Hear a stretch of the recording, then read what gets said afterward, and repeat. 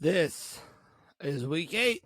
It's preview for the Vampire Fantasy Football Forum podcast. Whether you found us on Spotify or found us on YouTube, welcome. Like us on YouTube.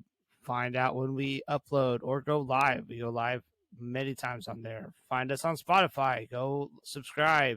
Find out when we upload new podcasts here. But we are halfway through the fantasy football season, and it is time, like I said, for week 8 preview for each game. On buys are the Chiefs and Chargers, but you already knew that.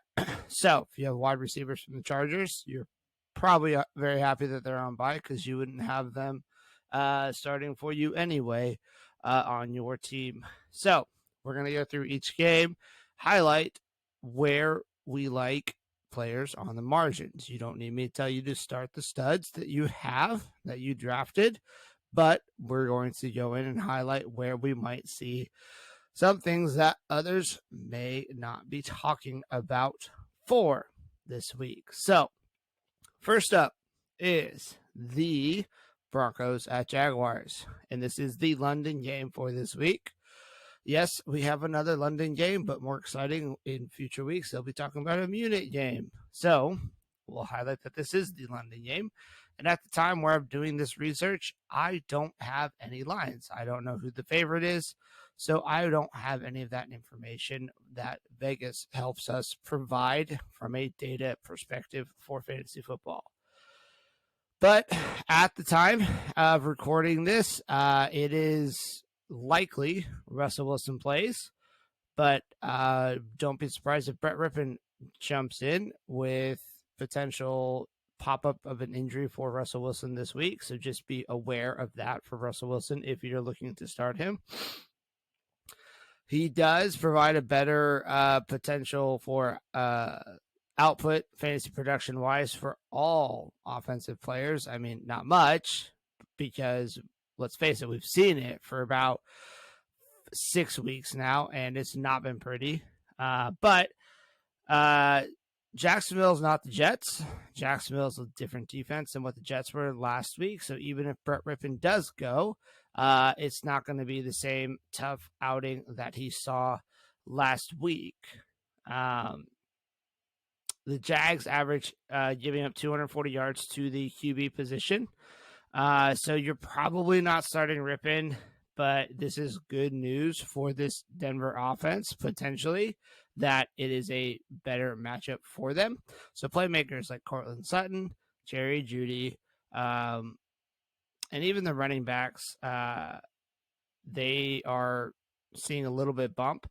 But if you have the running backs, the unfortunate part is if you had Mike Boone, he went out on IR for a little bit. So while this clears up the running back room a little bit, it's still going to be a committee approach, and we don't know who's going to get the approach between Melvin Gordon or Latavius Murray. This is still a good matchup for them. I do like Murray a bit more. Over the season, Melvin Gordon has had fumbling issues. So we don't know. But again, coaches have come out, and coaches never lie to us. We already know that. Yeah, sure, they never lie. But coaches have come out and backed Gordon as well. So it's a mess. If I can, I'm staying away from it. I'm not starting either of these guys because I don't know who's going to have the thing, who's going to have the hot approach. But if you need it, I get it. I would prefer to start Murray over Gordon. On to the wide receiver. To me, the only wide receivers I'm looking at starting are Courtland Sutton or Jerry Jeudy. There's no one else in Denver I want to start until this offense turns it around. We like to potentially start the third wide receiver on a good offense. You can look at that deep. But for struggling offenses, if you go past the second wide receiving option, it's not good. And you get very limited production because the two starters get limited production as well. Jacksonville is a middle of the road defense against wide receivers. So it is a better matchup for them than what even the Jets were, which it's not saying much. So, but it's something to be, to consider. This is again why week by week you can't say, oh, well, last week they did this, so therefore that's going to happen this week. That's not how it works. We all know that, although that's not how we all think sometimes. For tight ends, you're going to hear me say stream this tight end. Most of the tight end position is streamable, unless you have Kelsey, which he's out, so you have to stream somebody, or Anders, which I've spoken on Anders earlier in a different show. But even if you have Anders, he's been hurt, but you're playing him. Those are the two tight ends that you don't have to have or even Taysom Hill. You don't have to have the conversation about I'm streaming if you have one of those three people at tight ends. Otherwise, you find somebody, you stream them till they stop producing, you go stream somebody else. It's really how the position works. But it is the rookie Greg Dulcich. If you need a streamer, he's the guy streaming against Jacksonville. On to the Jag side of the ball. So this is not going to be a fun matchup for them. Denver's offense, while they've struggled, they still have a very good defense. So this is not look, the Jags are going to be doing great. Now, we don't predict game flow. Okay. We can't predict what game flow is. When we predict game flow, we say things like in previous weeks, what was being told to us was we'll play Rachaad White against Pittsburgh because the Bucs are going to be up and they're going to be up big and they're going to have to play him. They're going to sit Leonard Fournette. And if we remember, the Bucs lost that game. So don't predict game flow. That will not end well for you.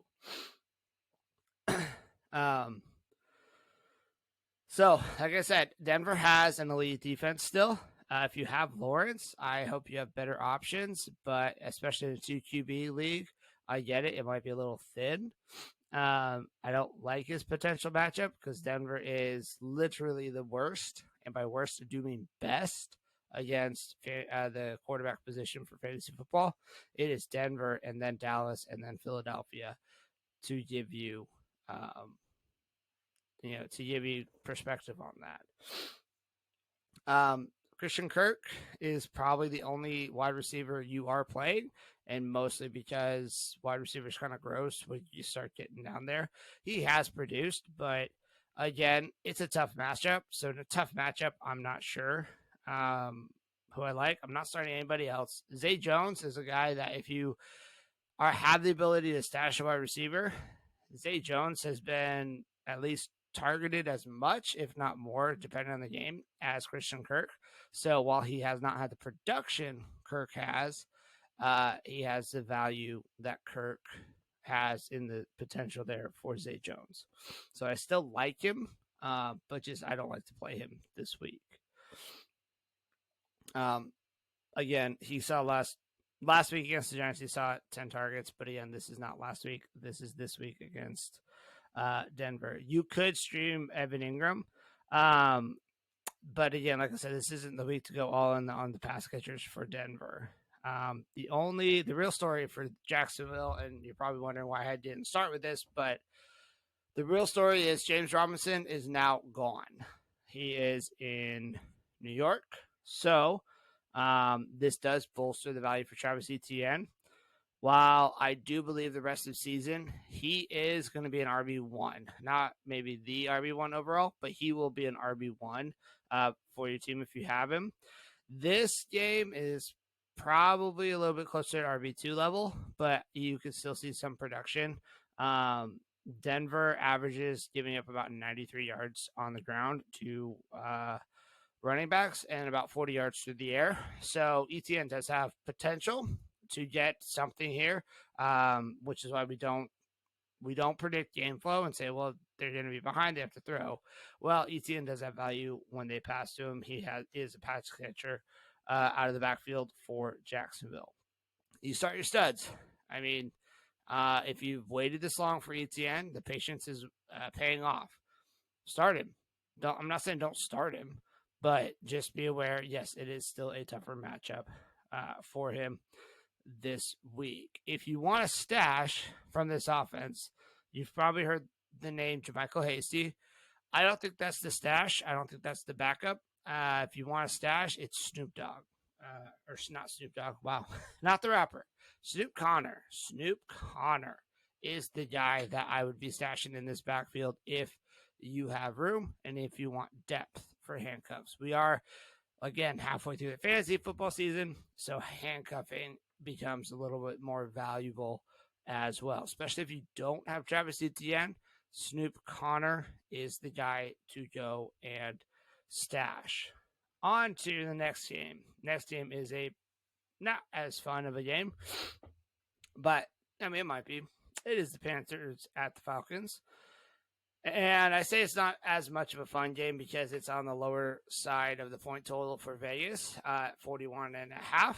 And the Falcons are actually a 6.5 point favorite. I know the Panthers just beat the Buccaneers, Tom Brady and the Buccaneers, but doesn't mean this team's still not a mess. So on the Falcons side, you can still stream Marcus Mariota. Remember, it was discussed earlier this week, though, the Falcons, I did a team-by-team breakdown. The Falcons are a run-first approach offense. So if you are hoping for some rushing production out of Mariota, this is a week that you're probably going to get some. I mean, every week is a week you're going to get some, but he's, the Justin Fields, he's a Justin Fields light. He's a Justin Fields discount version, so to speak. And Justin Fields is coming in on his own, so they kind of take a approach in Atlanta of Mariota's not going to hurt us too much. So there's still streaming ability with Mariota, though. If you're looking at the backfield, Tyler Algier is the starter in the backfield. But again, don't don't forget about Caleb Huntley. When he's in there, they use him. But Algier is the starter. Last week, Algier was the one that got the touchdown. But Huntley, it should not be forgotten about in your league. Carolina does give up over 100 rushing yards to the position for running back. And despite, last week Fournette had a dud. Fournette's had a couple dud games. This is not Tampa Bay. This is a different week. So don't just say, well, he can't do it because they're not going to do it because Fournette didn't do it. So therefore, I'm not going to start him. Drake London could be a bounce back game for him this week. Falcons against the Panthers, they give up higher end receptions to wide receivers. So there is that potential. If you still have Kyle Pitts, I'm sorry, it's frustrating. And you're probably hoping for them to get some more usage. But again, this is a low passing volume offense. So just be aware of that. On the Panthers side, this team is, you know what? It looks like they've been blowing it up. They're playing for next year. They trade CMC. I don't know. It kind of looks like they sit Baker Mayfield. They try it. It doesn't work. They're starting PJ Walker, but you're not starting PJ Walker despite the fact that the Panthers are starting PJ Walker. I'm really not looking at starting PJ Walker unless you're talking a deep 2 QB league. Atlanta is a sneaky good defense. They're kind of middle of the road, which that's not really what we would think about when we think about Atlanta. They're a pushover. That's what we would be told. But I am looking at starting or not starting PJ Walker if I don't have to. Atlanta only gives up 84 yards to the running back position on the ground. So they are a good run defense. I do like the pass catching upside for Chuba Hubbard. If there's a guy that I wanted to go out and get, it's Chuba Hubbard, not D'Onta Foreman. I know D'Onta Foreman had the touchdown last week. He had the production, so to speak. But until Chuba got hurt, this was a split backfield. This was the split workload. But Chuba has the ability for more pass catching work. I really like Chuba a little bit better. DJ Moore. This is a week for DJ Moore. Last week was a week for DJ Moore. He still gets the targets. He's the number one option. I would start DJ Moore this week. You saw it last week. Don't wait again to wait and see it. I could see potentially, if you want to look a little deeper, it's Terrace Marshall. But I think Terrace Marshall is a stash to see if DJ Moore gets traded. If so, Terrace Marshall could start getting on the upside tick there. Atlanta is the best, and by best, I do mean worst defense against wide receiver. So, again, you already saw it from DJ Moore. And if you really need a deep flyer, Terrace Marshall is going to be the guy. No one else on Carolina is worth looking at playing. On to the next game is the Bears and Cowboys. Cowboys are a 10-point favorite in this game. It is a 43-point game total from Vegas. So a little bit higher, but not the highest slate at all. On the Cowboys side, this is a really, really, really good defense. I think this is the number one scoring defense for fantasy. And that does impact how the offense plays. Last week was a favorable matchup against the Lions, and we saw several Cowboys that did not produce like we wanted because that defense is very good. I'm not a Cowboys fan. I actually make fun of the Cowboys more often than not, but they are very good on defense. And so that does hinder the potential of what their offense does sometimes. And that's okay, but we have to find that balance in fantasy football of defenses that are good, but not too good and not too bad. You want that right in the middle for your offense. So you are playing guys like Dak. When I wrote this, I said Zeke, but if he has a mild, if he has an MCL sprain, that doesn't bode very good. So this actually really, really ups the usage and the potential for Tony Pollard. Tony Pollard was already in play with Zeke already in. So Tony Pollard's also back in play even more so. Actually, I think Tony Pollard has top 5 upside this week against the Bears. And you're starting CeeDee Lamb. But the Bears, you know, this if this game gets closer, the Bears actually put up points like we've seen them do the past couple weeks. Now they didn't do it against Washington, but they did do it against New England. Lamb, that actually bodes well for Lamb a little bit more. You can start Gallup, but I lower his production until we see this offense have to go out there and score points and be productive. This team might just win games the ugly way, and that's with good defense and just running the ball. They can still do that with Tony Pollard, not Zeke in the backfield. On the Bears, hopefully you have stashed Justin Fields by now. You've seen it. He has that production value, but also understand, like I said, Dallas is very, very good against quarterback position. So just because we saw Justin Fields run all over the Patriots doesn't mean he's going to run all over Dallas. Now he could, but I'm not going to bet on that one. So this does lower the ability for the pass catchers on Chicago. If you're looking at starting one, it's Darnell Mooney, and the list stops there. But Darnell Mooney should only be a flex considered wide receiver at this point. But I get it if you had a late season or late week switch that you need to make some adjustments. Darnell Mooney can cover in a pinch if you need. Montgomery is a pure volume play. Again, it's gross, but we also don't predict game flow, so we don't know. Chicago likes to run the ball a lot. Khalil Herbert is the better runner out of this backfield. We all know that. We all see that. He did get some more run last week, but this is not an even split. This is Montgomery's backfield. And if you have Herbert, he's not trustable to start. So that's on the Bears. Pretty short, pretty cut and dry.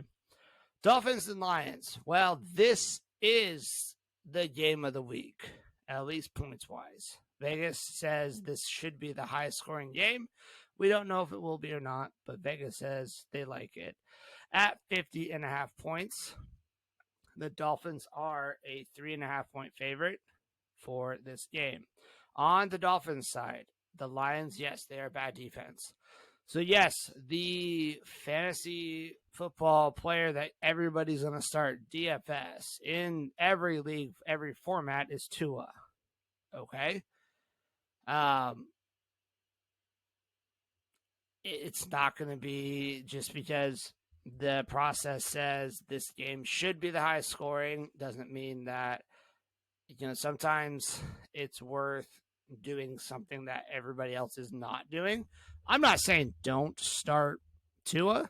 What I am saying is, don't start him everywhere. Find some differences. This is an opportunity to find differences if you're playing in other formats other than seasonal leagues with Tua. Still playing him. You're playing Hill. You're playing Waddle. And yeah, you're playing Raheem Mostert. If he's really injured, he's going to miss, then this is a potential opportunity for Chase Edmonds to kind of have some bounce back value. So there's a sneaky option there if you really need a running back this week to play. You can also stream Mike Gesicki. This is a really good matchup to stream Mike Gesicki. The Lions are one of the best positions. By best, it's best to play, not best in guarding against tight ends. For the Lions, this team, while we've seen them struggle in 2 games this year scoring, it's against Dallas, it's against the Patriots. Those are very good rush teams. The Dolphins are not Dallas. Miami is a middle-of-the-road defense compared to Dallas. So a lot easier of a matchup when you're going against one of the best versus middle-of-the-road against for quarterbacks and against the offense as a whole.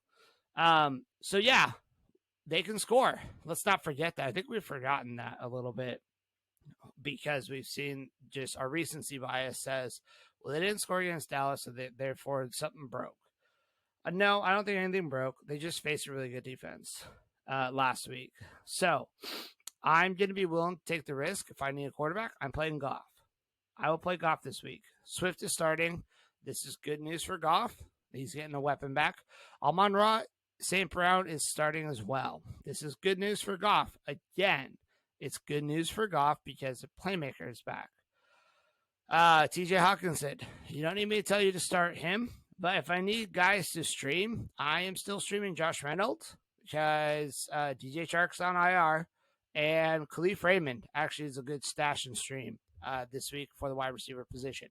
We haven't seen Jameson Williams come back yet from his ACL recovery. So we do hope that he comes back soon.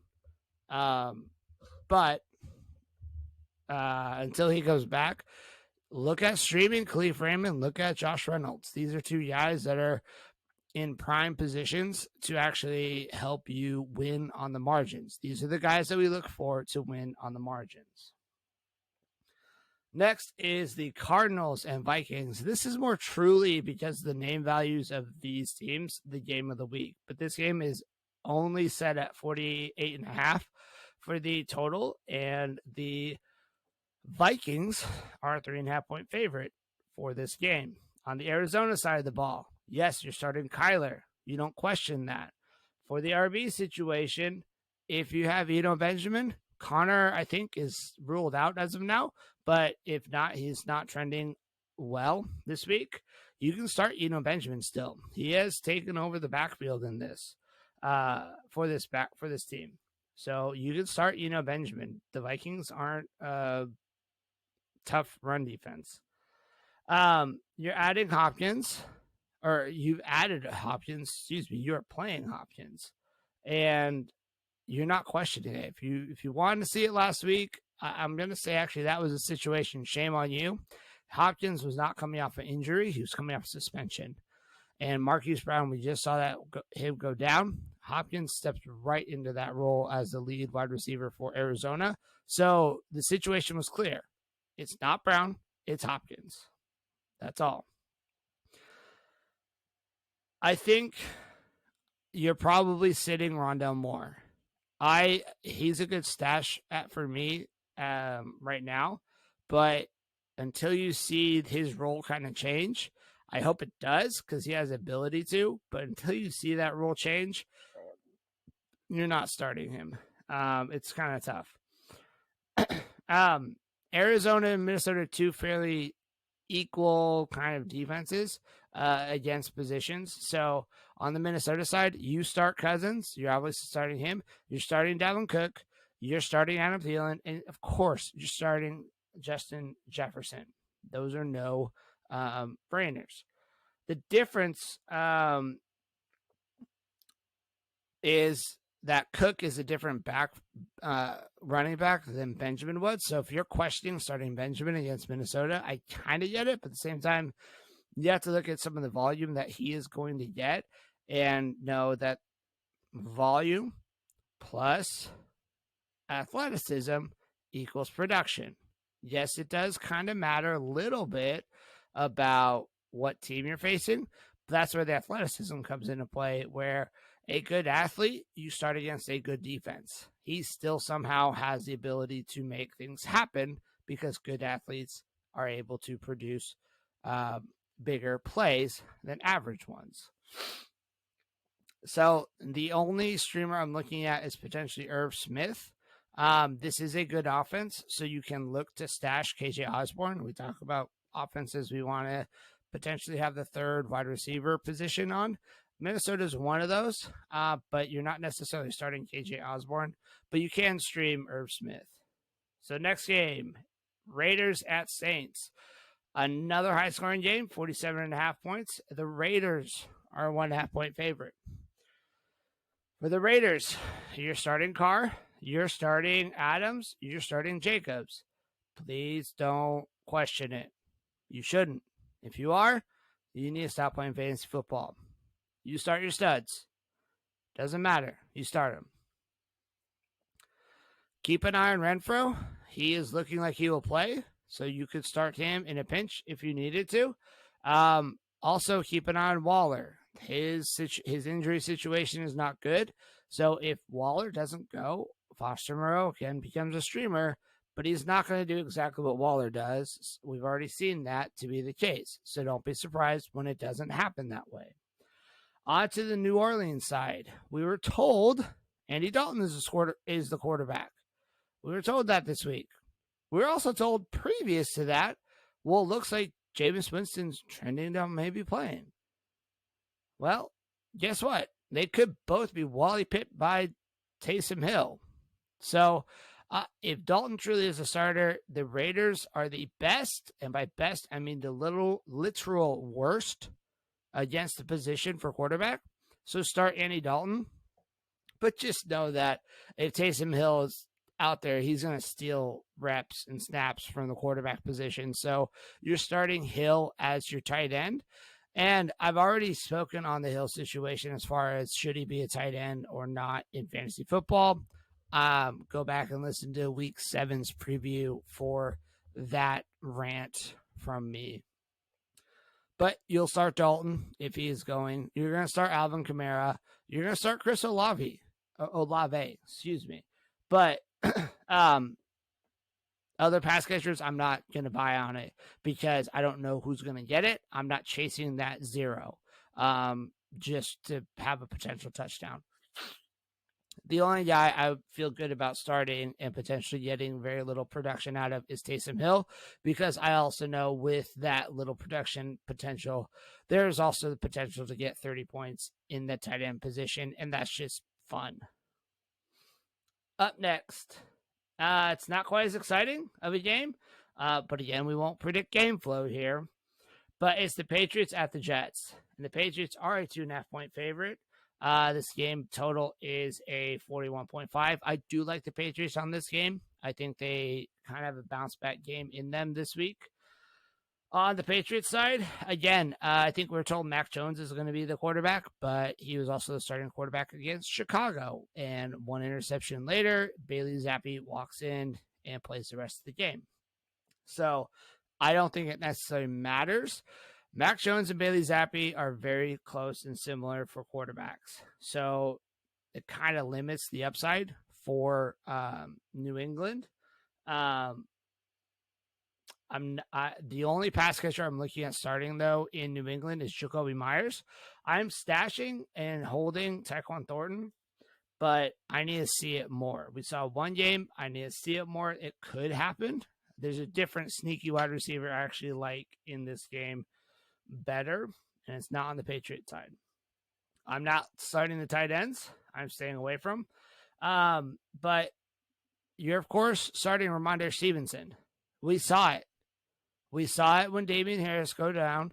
Last week, he was the lead back, even with Harris back in this game. Now, we won't predict what snap share is going to be. We don't do that.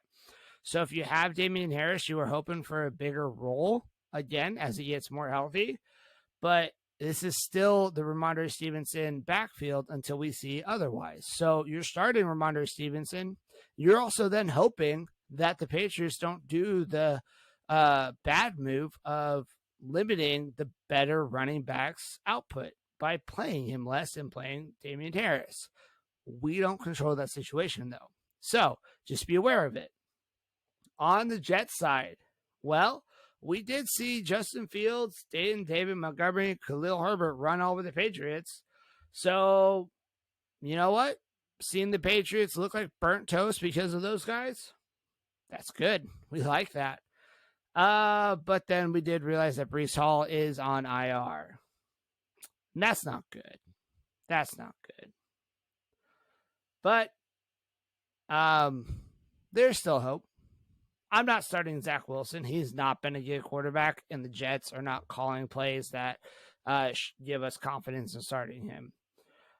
I would actually start Michael Carter. I know, as we said before, James Robinson is now on this team, but he is a newly acquired running back for this team. So I actually like Michael Carter here. I think this is a buying or acquire situation for Michael Carter before some more favorable matchups. Michael Carter last year had value as a running back, as a rookie. He also had value while Breece Hall was playing. Now, his production was not what Breece Hall was doing. I get that, but he's no slouch. This is a better potential situation than even the Melvin Gordon, Latavius Murray in Denver. So I think this is a good Michael Carter situation. James Robinson is not going to come in here and do it as CMC did when he was first acquired and get, 19 snaps and everything. James Robinson's not the athlete that CMC is either. One wide receiver I do like is Garrett Wilson. Patriots typically don't play too high safeties. Now, they could, but when teams don't play too high safeties, those are the times to go play Garrett Wilson. He has the athleticism to go out and have a good game. Now, it's a risk. It is a big risk. I'm not going to say big risk, but it is a risk. But this is where winning on the margins happens in fantasy football. Not very many people are talking about playing Garrett Wilson. This is a week that I think you can start Garrett Wilson, get some production from him for your team. This is a flyer week for Garrett Wilson. I like what he has to, what he could do. I don't like playing either of the tight ends. You could say it's Conklin, it's Uzoma. The pass catching is coming back down to more of what an average would be. So I don't really like that. The stream I like is Garrett Wilson. On the next game, it is the Steelers at Eagles. This is a 44-point game total, with the Eagles being a 10-point favorite, 10.5-point favorite, excuse me. For the Steelers, I'm not starting Kenny Pickett. This could potentially be a bad game. We don't predict game flow, but it could potentially be a bad game. The Eagles are a top 3 defense against the quarterback position in fantasy football. So if you have to start him, you're probably very nauseous and maybe vomiting while you do it because it's just that bad and it doesn't make you feel good. It doesn't give you all the warm and fuzzies to start him. But again, there are probably no more good waiver wire options there. So Najee can be a fine running back, but again, he's a volume play because he is getting 2/3, if not more, of the snaps and rushes. I know the hot name for all season has been go get Jaylen Warren, but Jaylen Warren is not Najee Harris. Don't Don't go out to best case scenario Jaylen Warren. I feel like that's what's happening this year. Is Jaylen Warren gets the best case scenario, but this is Najee's backfield. If you have him, you're not getting production that you drafted him at. He's not the RB1 you want him to be, but I get it. You're starting him because you probably don't have a better option unless you did really well picking up waiver wire guys. The only wide receiver I'm looking at starting in this game, two actually, Deontay Johnson, and it's rough. Again, you drafted him early, and he's not producing the same value. But if you want to take a flyer, George Pickens. Don't chase what Chase Claypool did last week. Chasing points never goes well for you. You can probably stream Pat Freiermuth too. On Philly's side, this is really simple, guys. Start Hurts, start Sanders, start Brown, start Devonta Smith, start Dallas Goedert. Okay? Well, I'm going to say yes, start Dallas Goedert. Pittsburgh's a pretty sneaky defense against the tight end position overall this year. So just don't be surprised if Dallas Goedert doesn't have a boom week this week. If he has more kind of an average to below average this week, you're hoping for tight ends. But when you're streaming tight ends, you're always hoping for a tight end. Not that Dallas Goedert is a streamer, but you understand what I'm saying though, as far as like streaming options go. So I'm not starting Gainwell. I'm not predicting game flow. The last time somebody predicted game flow against Pittsburgh, that didn't happen. So you're stashing Gainwell, but we're not going to say, well, this is going to happen. So we don't play that way. Next game is the Titans at the Texans. It's a 41-point game total. The Titans are 2.5-point favorite. For the Titans, you're always starting Derrick Henry. This is a no-brainer. Houston is bad against the running back position, but you don't start Henry in just the bad positions. Good athletes, you start all the time. Okay? You don't have to have me tell you start Henry. Ryan Tannehill looks like he might miss, but even if he would be playing, you are not starting him. You're staying away from him. If I need a flex position for wide receiver, it's probably Robert Woods, but I'm not really feeling comfortable about that, especially if Malik Willis goes. Now, Malik Willis could have a little more upside to the position than what Ryan Tannehill's giving us. I don't know. The guy I'm going to look to stash and see if he's on my waiver wire is Treylon Burks. This is a guy that could help down the stretch in your fantasy football playoffs. On the Texans side, you might be able to stream Davis Mills, especially 2 QB leagues, but you might be able to stream him if you need. You're starting Dameon Pierce. This team gives him the ball. He is getting about 90% of the rush share for the team, and game script doesn't matter. So even if they are down, they give him the ability to provide fantasy football numbers for you. You're not starting Burkhead. You haven't been since week 1. And then I would start actually both Brandon Cooks and Nico Collins for the Texans. Tennessee is not good in guarding the position, so they give up a lot of points to wide receivers. And you steer clear of the tight ends. Next game, Commanders at Colts. And yay, we're all so excited about this game. No, we're not. This game has a 40.5-point total. It's one of the lowest on the weeks. Actually, it is the lowest for this week. And the Colts are a 2.5-point favorite. On the Commander side, it's still Taylor Heineke season. Nope, not the beer. Not Heineken. Heineke. Make sure you say it right. And yeah, it gets kind of less exciting with him. But honestly, they showed pretty decent last week against the Green Bay Packers. But I don't think it's all rainbows and sunshines from here for them. So you could stream Heineke as a super deep, desperate sleeper stream, but he's not really a sleeper. I am staying clear of the Commanders' backfield.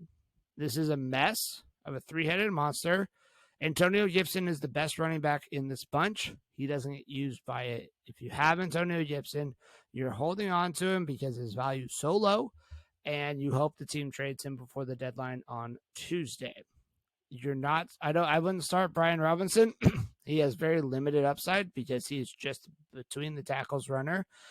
This is not the spot to start any of them. You want clarity in this situation. That's it before you start him. Any pass catcher, I'm only starting Terry McLaurin. Terry McLaurin has the ability to just get targets from Taylor Heinicke. Typically, when backup quarterbacks come in, the first option is the one that still produces or has the ability to still produce. Every other option after that for pass catchers gets lowered significantly. On to the Colts. It's a very similar situation. The difference is you are obviously starting Jonathan Taylor if he plays, which if it looks like he will, so you're obviously starting him. You're also starting Michael Pittman. Go back to the argument for Terry McLaurin. First options for pass catchers still have the ability to produce. We have seen that before. Yes, it potentially is a lower output, but good athletes will command targets. Good athletes make plays happen. The backups like to go to the best option to make them look good. You can stream Sam Ehlinger, but again, this is a 6th-round pick. And while in preseason we saw him running all over the place, so they want more mobility, not everybody that gets a 6th or 7th pick is Tom Brady. So don't just say, well, it could be. It probably is not. Don't chase. I know everybody's going to chase Alec Pierce, Paris Campbell. Don't chase those wide receivers. Those are wide receivers. First, if you've added them, you need to stash them. Don't play them. You're going to be disappointed. That's my bold call for this game. Next game is 49ers and Rams. This is a 41.5 point game for the week. And the Niners are a game in 1.5 favorite, a 1.5 favorite on this game. So this is not the same week as it was last week against the Chiefs. Okay? Jimmy G can be used in a 2 QB league if you need. If you have CMC, you start CMC. He had 19 snaps or 9. Yeah, he had a small snap share last week. He had a small rush opportunity in receiving. But when he's in there, they used him. So that's positive. Remember, he was only acquired 2 days before the game last week. So he's going to get a bigger workload. He is also going to get a bigger workload because Debo looks like he's not going to play this week. That bolsters the value for CMC. It also does for Ayuk as well. Despite the fact that Ayuk may be getting the Ramsey coverage, he can still have value. He has seen the majority of the target share for San Francisco at the wide receiver positions. You're also starting George Kittle. So if you're looking at where to start, it's Kittle, CMC, Elijah Mitchell, Jeff Wilson. Those are both handcuffs. Elijah Mitchell is the better handcuff for this team. And streaming Garoppolo. On the Rams, you hope this bye week that they had kind of corrects everything. But I'm not going to bet on it. If you have Stafford, if you kept him, I mean, you're probably still playing him because you probably don't have a better option. I might look to stream instead of playing Stafford.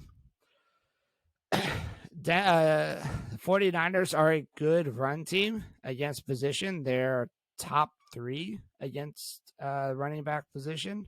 So it's not going to be an easy thing for Darrell Henderson. A sneaky stash for a running back until we hear the trade deadline is over is Kyren Williams.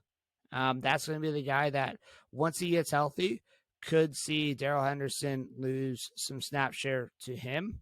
You're starting Kupp and you're starting Higbee. Those are the only 2 guys I feel safe talking about starting for the Rams. Those are it. If you have to play Stafford, I get it. But the only ones I feel comfortable starting is Kupp and Higbee. That's all. Next game up, Giants at Seahawks. And yep, at the beginning of the year, we all called it when this game was going to happen. The 6-1 Giants and the NFC West leading Seahawks. Wait, I'm being told we did not call that. Oops. Oh, well, guess we got it wrong. Seahawks are a 2.5-point favorite at this game, and this game is a 45.5-point total. For the Giants, start Daniel Jones, please. I would start him over guys like Aaron Rodgers. I'd start him over Matthew Stafford. This guy, Daniel Jones, is startable.